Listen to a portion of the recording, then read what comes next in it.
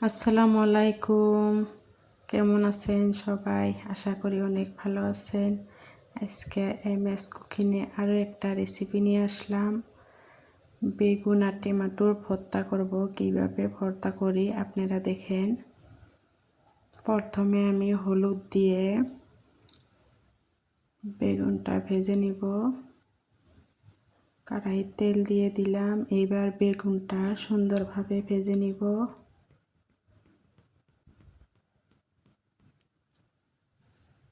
আশা করি আপনাদের ভিডিওটা ভালো লাগবে। যদি ভালো লাগে লাইক কমেন্ট শেয়ার করেন, সাবস্ক্রাইব করে দিয়ে নতুন বন্ধু হয়েন, সাথেই থাকেন। সুন্দরভাবে বেগুনগুলো ভেজে নিচ্ছি দেখেন।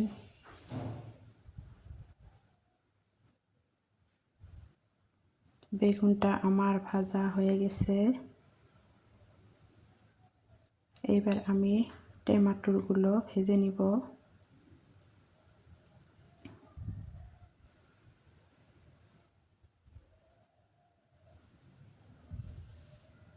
সুন্দরভাবে আমি টমেটোগুলো ভেজে নেই।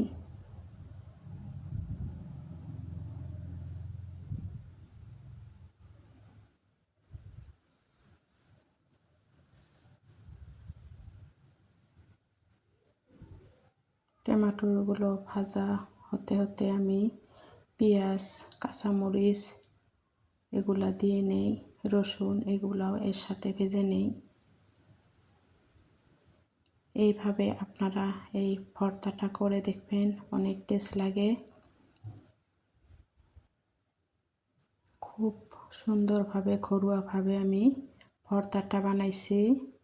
আপনারা এইভাবে ভর্তাটা বানিয়ে খেয়ে দেখবেন, অনেক টেস্ট লাগে।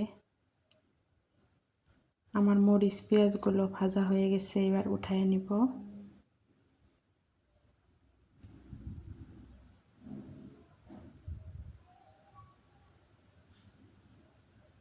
টমেটোও ভাজা হয়ে গেছে দেখেন, সুন্দরভাবে সেদ্ধ হয়ে গেছে। টমেটোগুলো পোড়া পোড়া করে ভেজে নিচ্ছি দেখেন, সুন্দরভাবে সেদ্ধ হচ্ছে।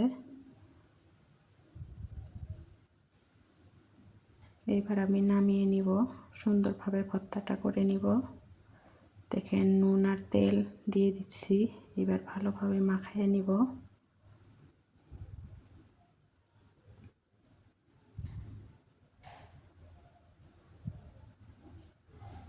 আমি শুকান মরিচটা দিলাম না, শুধু কাঁচা মরিচ দিয়ে ভর্তাটা করলাম।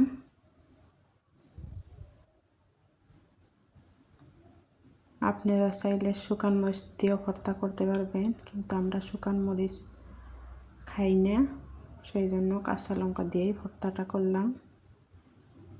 অনেক টেস্ট হয়, আপনারা বানিয়ে খেয়ে দেখবেন।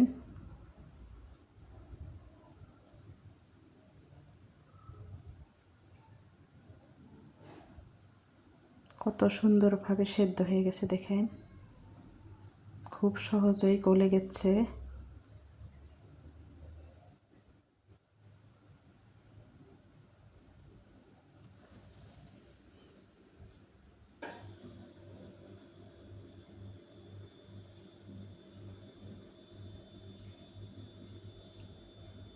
ভালোভাবে মাখাইয়া নেই।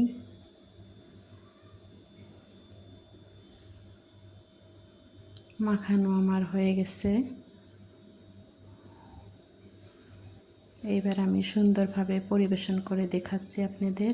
দেখেন কত সুন্দর হয়েছে ফাইনাল লুকটা। আশা করি আপনাদের ভালোই লাগবে। ভালো থাকবেন, সুস্থ থাকবেন। আসসালামু আলাইকুম, আল্লাহ হাফেজ।